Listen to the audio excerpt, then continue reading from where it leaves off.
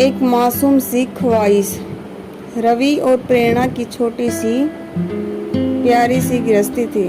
शादी को 6 साल हो गए थे। मधुर संबंध और प्रगाढ़ हो रहे थे। आनंद 2 साल का हो गया था। अब एक और मेहमान बस 4-5 महीनों में आने वाला था। खुशी खुशी जीवन की बगिया महक रही थी। रवि प्रेरणा का बहुत ख्याल रखता था। प्रेरणा ने भी जीवन के हर एक पल में रवि को हद से ज़्यादा प्यार किया।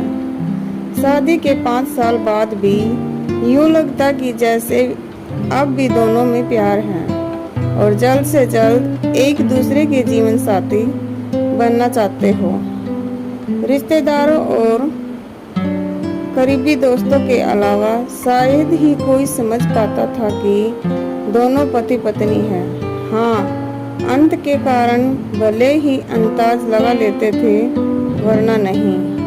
यूँ तो रवि और प्रेरणा की शादी अरेंज मैरिज के तरह हुई, मगर सच यही था कि दोनों एक दूसरे को शादी से 3 वर्ष से पहले जानते थे और एक दूसरे को पसंद करते थे। दिल में एक दूसरे की जगह दी तो फिर कोई और दिल में न आया। दुनिया का एक दूसरे के दिल में ही बसा ली सदा के लिए। सबके लिए एक नियत वक्त आता है और इन दोनों के जीवन में भी वो नियत खूबसूरत वक्त आया जब माता पिता ने, समाज ने इन्हें पति पत्नी के बंधन में बांध दिया। जीवन आगे बढ़ा और प्यार भी। रवि और प्रेरणा के बीच हर तरह की बात होती है। मुनन पति पत्नी बनने के बाद ज़्यादातर जोड़ों के बीच बहुत सारी बातें खत्म हो जाती हैं, मसलन राजनीति, खेलकूद, देश दुनिया, साइंस, कैरियर, हंसी मजाक आदि। पर इनके बीच सब कुछ पहले जैसा था। हंसी मजाक, ठिठोली, वाद विवाद, एक दूसरे की टांग खींचना, एक दूसरे को खास बातों पे सलाह देना, साथ घूमना फिरना, एक ही प्लेट में खाना खाना, एक दूसरे का इंतजार करना आदि सब कुछ बहुत प्यारा था रवि और प्रेरणा के बीच। ऐसा नहीं कि रवि और प्रेरणा के झगड़े ना होते तो थे, मगर वैसे ही जैसे दोस्त लड़ते झगड़ते, मुंह फुलाते और आखिर में वही होता, चलो छोड़ो ना यार, जाने दो, सारे बाबा, सॉरी बाबा, माफ कर दो ना, गलती हो गई, और दोनों एक दूसरे को गले लगा लेते। सब कुछ अच्छा चल रहा था, कहीं कोई कमी ना थी। जीवन बगिया प्यार से सारोबार थी। फिर भी यूं क्यों कभी प्रेरणा उदास हो जाती, पर अगले ही क्षण अपनी उदासी झटक कर मुस्कुरा देती। रवि कभी शायद ही उसके उदास पल देख पाता और कभी दिख भी जाता तो प्रेरणा कहती, कुछ नहीं, यूं ही। अंत के साथ दोनों के जीवन और निरंतर कैरियर की प्रगति से दोनों इतने खुश थे कि कई लोगों के मन में ईर्ष्या भी पैदा हो जाती है। हालांकि रवि और प्रेरणा के बीच भी कई सारे अंतर थे जो किसी भी युगल में होना स्वाभाविक है, क्योंकि 2 अलग अलग परिवार, परिवेश और अलग शहर के लोग एक हो भी नहीं सकते। परंतु दोनों ने एक दूसरे के साथ बड़ी सहजता से हर तरह का तार में बिठा लिया था। प्रेम चीज ही ऐसी है जो सब का त्याग कर दूसरे को खुश रखने की कला सिखा ही देती है। मगर इन सब बातों के बीच एक ऐसी बात थी, एक ऐसी आदत रवि की जो प्रेरणा कभी भी दिल से एक्सपेक्ट नहीं कर सकी। हालांकि उसने कोशिश बहुत की। उसने कई बार रवि से कहा भी, बहुत मित्र भी हैं कि प्लीज़ इन आदत को छोड़ दो। ये हमारी प्यारी गृहस्थी, हमारे रिश्ते, हमारे अगाध प्यार के बीच एक दाग है। कहते कहते तो अब 6 साल बीतने को थे। रवि ने जाने उस आदत को खुद त्यागना चाहा या उससे हुआ नहीं, ये पता नहीं। जबकि कहते हैं कि दुनिया में जिंदगी और मौत के अलावा बाकी सब कुछ संभव है। खैर, वक्त बीतता रहा, प्रेरणा ने अपने मन को ही समझा लिया। उसको याद आता कि सभी बड़े बुजुर्ग और बुद्धिजीव लोगों का कहना है कि इस संसार में ऐसा कोई नहीं जिसको जीवन की संपूर्ण खुशियाँ मिल जाए। महान गायिका लता जी के गीत सुन मन को बहला लेती। हर किसी को मुकाम जहाँ नहीं मिलता, कभी जमी तो कभी आसमान नहीं मिलता। वो सोचती कोई बात नहीं, दुनिया में तो लोगों को न जाने कितने गम हैं। मैं तो संसार की खुशकिस्मत लड़की हूँ जो रवि जैसा जीवन साथी है मेरा। यही सोच मन में उठती एक हल्की सी कसम को खुद अपने ही विचारों से रगड़कर मिटा देती। मधुर पल और मधुर हो गए थे। नन्हे मेहमान के आगमन में बस 2 महीने की देरी थी। रवि जल्दी घर आता, प्रेरणा को बहुत बहुत प्यार देता। अंत भी खुश था क्योंकि उसको बताया गया था कि मम्मी तुम्हारे लिए जल्दी ही एक बहुत सुंदर गुड्डा या गुड़िया लेने जाएगी, तो तुम्हारे साथ खेलेगा, भी दौड़ेगा और बातें भी करेगा। अनंत को गोद में लिया रवि प्रेरणा के साथ बैठ घंटों दुनिया जहान की बातें करता। प्रेरणा हर वक्त खुश थी, पर कभी कभी अन्याय पूछ बैठती, रवि तुम सच में अपनी आदत छोड़ नहीं सकते? रवि उसके हाथ थाम फिर वही बात दोहरा देता जो पिछले 6 साल से कह रहा था। बस 2-4 दिन दे दो मुझे, सच कहता हूँ इस बार पक्का मुझे शिकायत का मौका नहीं दूंगा। प्रेरणा कसम भरी मुस्कान के साथ सर हिला देती। ओके प्लीज इस बार जरूर। रवि प्यार से प्रेरणा के माथे को चूम लेता और कभी गलों पर थपकी देकर कहता, इस बार पक्का प्रॉमिस। बात फिर खत्म हो जाती। एक शाम अचानक प्रेरणा का दिल बहुत किया कि आज आइसक्रीम खाने चलते हैं। वैसे भी 2 दिन महीने से कहीं बाहर निकली नहीं थी। रवि ने कहा मैं घर पर ही ले आता हूँ। प्रेरणा नहीं मानी। तीनों तैयार होकर आइसक्रीम पार्लर चले गए। आइसक्रीम खाते हुए बहुत खुश थे तीनों। होनी कुछ और लिखी गई थी जिसका समय नजदीक था। तीनों घर वापस आए। अंत तो खेल कूद की निडाल होकर आते ही सो गया। प्रेरणा के दिल में आज फिर एक सोई हुई ख्वाहिश जगी। उसने रवि का हाथ पकड़कर अपनी ओर प्यार से खींचते हुए कहा, रवि सुनो ना, एक बात इधर आओ, एक बार इधर तो आओ जरा। तो रवि ने पुरानी आदत के अनुसार हाथ छुड़वाते हुए कहा, रुको प्रेरणा बस 5 मिनट, मैं अभी आया, बस अभी तुम्हारे ही पास आकर बैठता हूँ। कहकर रवि बालकनी में चला गया और सिगरेट पीने लगा। अचानक ही प्रेरणा की तेज चीख सुनकर रवि दौड़ा। प्रेरणा वॉशरूम में लहूलुहान पड़ी थी। अब बस उनकी आंखें खुल रही थी, पर उसके मुंह से कोई आवाज नहीं निकल रही थी। रवि के प्राण ही सूख चले। उसने घड़ी भर बिना देर किए एम्बुलेंस बुलाया और प्रेरणा को कुछ ही पल में हॉस्पिटल पहुंचाया गया। तत्काल इलाज शुरू हुआ। रवि तब तक अपने माता पिता और प्रेरणा के घर वालों को भी खबर कर चुका था। सभी आ गए थे। सभी प्रेरणा के लिए चिंतित और दुखी थे। उधर अंत घर में अकेला था। सिर्फ नौकरों के भरोसे छोटा बच्चा नहीं रह सकता, इसलिए रवि की माँ को घर जाना पड़ा।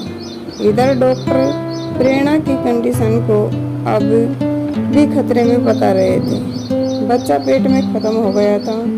डॉक्टर ने ऑपरेशन कर दिया था और अब प्रेरणा को बचाने की कोशिश में जुटे थे। थोड़ी देर में अंत को लेकर माँ पुनः हॉस्पिटल आई।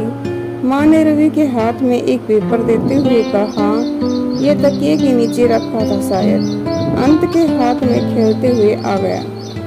कोई जरूरी चीज हो शायद, ये सोच मैं लेती आई। माँ पढ़ना नहीं जानती थी, सो रवि पढ़ने लगा।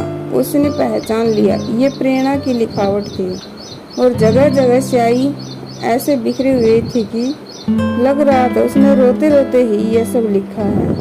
अरे ये तो अभी शाम को ही लिखा है उसने, क्योंकि प्रेरणा की आदत सभी जानते हैं।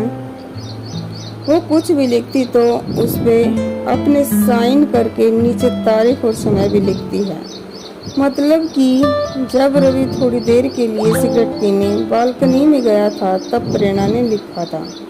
रवि पढ़ने लगा। पता लगा कि रवि, जब प्यार में हम दोनों सरोबार हुए थे पहली बार, जब हम पहली बार अपने अपने दिल की बात दूसरे से कहने को मिले थे, जो शायद हमारे प्यार की पहली ही शाम थी।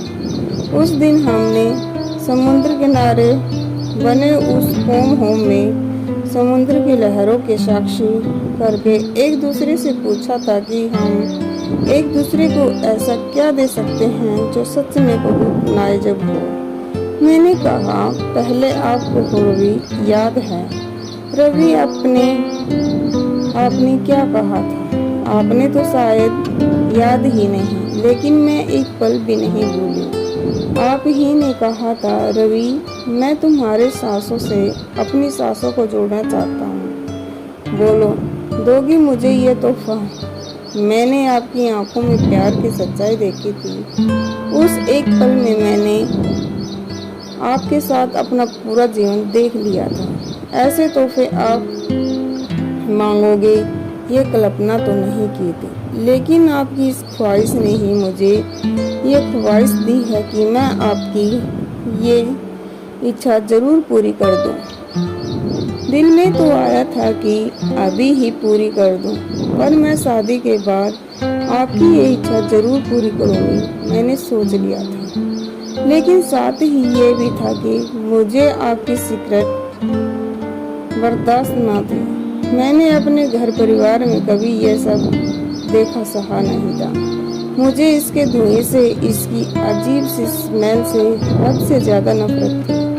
मेरा दम घुटने को आता इससे, लेकिन फिर भी मैंने नजरें नीचे करके कहा कि सही वक्त आने पर आपको ये तोहफा जरूर दूंगी।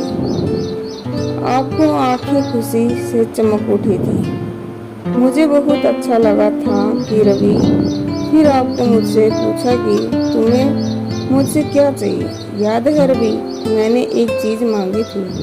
रवि, आप ये सिगरेट पीना छोड़ दो, इसके अलावा मुझे सारी जिंदगी कुछ और नहीं चाहिए। आपने कहा, बस एक सप्ताह बाद तुम मुझे सिगरेट पीते नहीं देखोगे। मैं कितनी खुश हुई थी, आप इसका अंदाजा नहीं लगा सकते। लेकिन आपने पलट कर ये नहीं पूछा कि मुझे यही तोहफा नाजुक क्यों लगा। मैंने बताया भी नहीं। जानते हो रवि, क्यों यही मांगा था मैंने?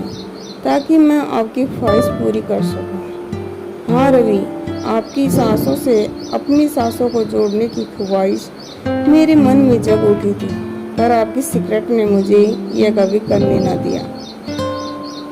मुझे आपसे बहुत प्यार है रवि, बहुत सम्मान मिला है सच में कि आपने जीवन साथी पाकर मैं इस जहान में खुद को सबसे ज्यादा खुश नसीब पाती हूँ। हमारे प्यार के अनियमित पल है रवि।